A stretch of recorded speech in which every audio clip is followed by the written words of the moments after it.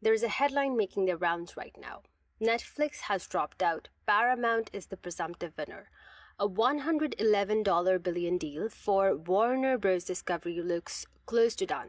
And if you're hearing that for the first time, your immediate question is probably, how did we get here? Because 2 months ago, none of this looked inevitable. 2 months ago, the story looked very different. Netflix was in the lead. Paramount was the gatecrasher, and the idea that a company that had spent years living quietly in the middle of the Hollywood pack would pull off the boldest acquisition in modern media, well, it would have sounded unlikely. So before we get to where we are today, we need to go back to January, back to the moment Paramount did something this industry almost never does. It went hostile. Welcome to Build to Brand, the show that decodes how companies don't just grow, they position. I'm your host Tanvi. This is part 1 of a 2-part series on the Paramount power play. How a quiet giant became the most aggressive bidder in the room, and why that move set everything else in motion.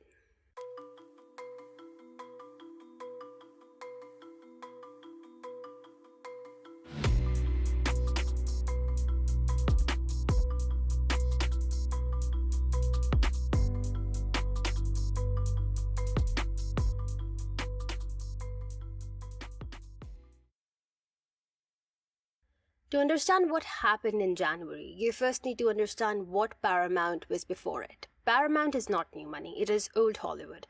Founded in 1912, before sound, before color, before cinema had any idea what it would become. This is the studio behind The Godfather, Indiana Jones, Top Gun, Mission Impossible, a house of genuine cultural monuments. But legacy doesn't guarantee leadership. For decades, Paramount lived in the comfortable middle, too historic to dismiss, too conservative to dominate. When streaming reshuffled the deck, the middle became a dangerous place to be. Netflix moved fast, Disney weaponized its IP, and Warner leaned into prestige. However, Paramount hesitated. Hesitation in this industry turned out to be expensive. What Paramount had was assets. What it lacked was velocity. And in the new entertainment economy, velocity is the only currency that compounds. The answer to that problem came from an unlikely direction, a production company called Skydance. Skydance Media was founded in 2010 by David Ellison. Yes, Larry Ellison's son. The name carries weight, but Skydance didn't survive on inheritance. It survived on discipline. The logic was simple and deliberately unglamorous. Build franchise-ready films, optimize for global box office returns, make things that last. Not awards bait, not cultural moments for their own sake, products with long commercial lives.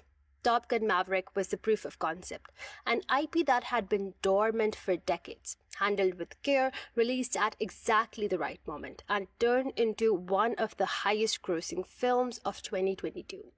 That wasn't luck, it was a thesis executed. Quietly over years, Skydance became Paramount's most reliable creative partner. And in Hollywood, reliability is its own form of power because it's so rare.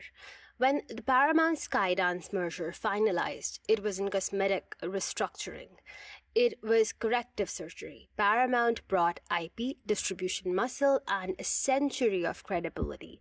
Skydance brought modern execution, financial confidence, and a CEO that didn't romanticize Hollywood. David Ellison systemized it.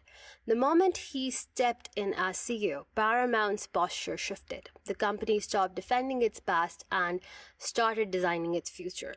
That shift is what makes January's move possible. To understand why Paramount moved when it did, you have to understand what the target looked like at the time. Warner Bros. Discovery is, on paper, one of the most valuable media companies on earth. HBO, DC Comics, CNN, Game of Thrones, Harry Potter, the Discovery portfolio.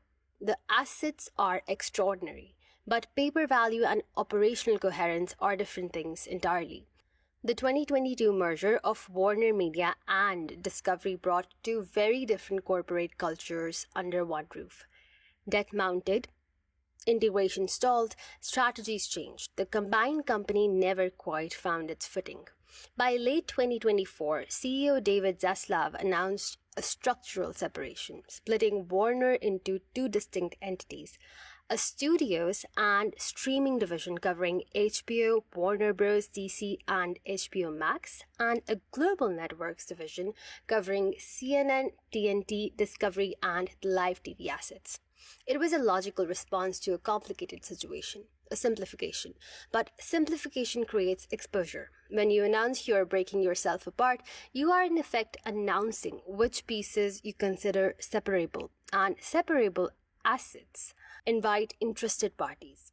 Warner, in announcing its own restructuring, had inadvertently hung a for sale sign on parts of itself.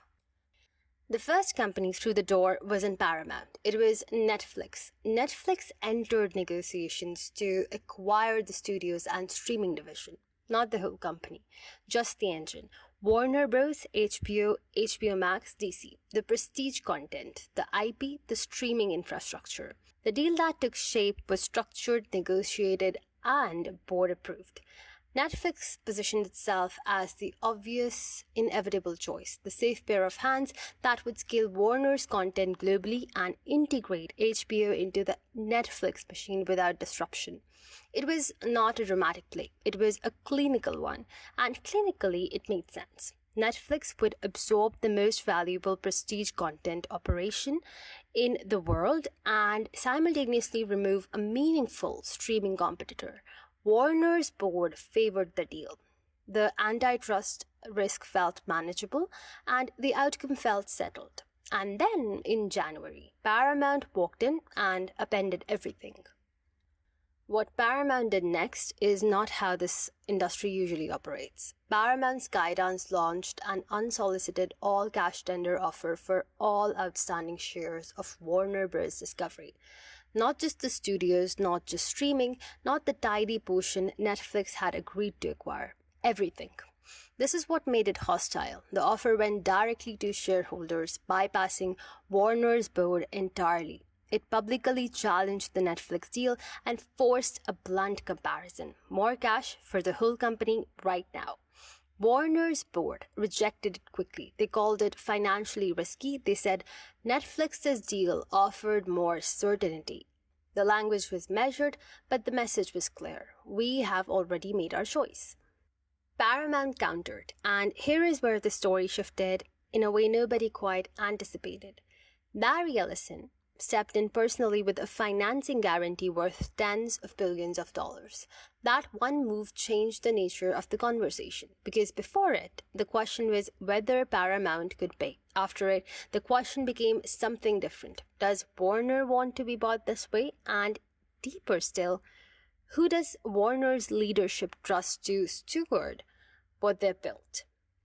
Those are no longer financial questions. They're questions about identity and belief. Step back from the January timeline and look at what was actually happening at the level of institutional strategy. Three companies, three fundamentally different theories of how the entertainment industry works and where it is going. Netflix at that point believed in inevitability. It didn't fight for attention. It positioned itself and waited for the market to arrive. The Warner bid was consistent with that philosophy, a precise, contained acquisition of exactly what Netflix wanted, structured to minimize friction and regulatory risk. Warner operated on the logic of legacy. It knew acutely what it had. The persistent question, the one that had hung over the company since the merger, was whether it knew what to do with it. And Paramount, newly reconstituted and newly aggressive, operated on assertion. The hostile bid wasn't only a financial offer, it was a signal to the entire industry. We are different now. We are serious. We don't need to wait for permission. That signal matters in brand terms regardless of outcome. A hostile bid changes how an institution is perceived by competitors, by shareholders, by talent, by regulators, whether it wins or loses. In January, Paramount announced what kind of company it intended to be. So that was January, a bid that looked to most observers like an audacious long shot. Warner's board was unconvinced. Netflix was still in the picture. The consensus, if there was one, was that Paramount had made a statement, a bold, expensive statement, but that the deal would ultimately go to Netflix. The consensus was wrong. In part 2, we look at what happened over the following 8 weeks, how Paramount fought on 3 fronts simultaneously, why Netflix walked away, what the deal that emerged actually means for media, for power, and for the questions nobody quite wants to answer directly. That's Built to Brand.